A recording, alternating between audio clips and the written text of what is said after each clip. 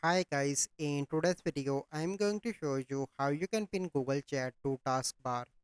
So first step, you need to search for Google Chat,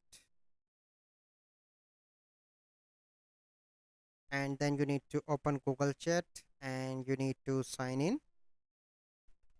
So once you done that, so wait for a few seconds. Okay, now you can see that I have the Google Chat. So now I want to pin that to Taskbar. So you simply need to click here to install Google Chat. Click on install. Okay, now it is installed. Here you can see that it is open, and now you need to click here, and now you can see that it is pinned to my taskbar. Here you can see that.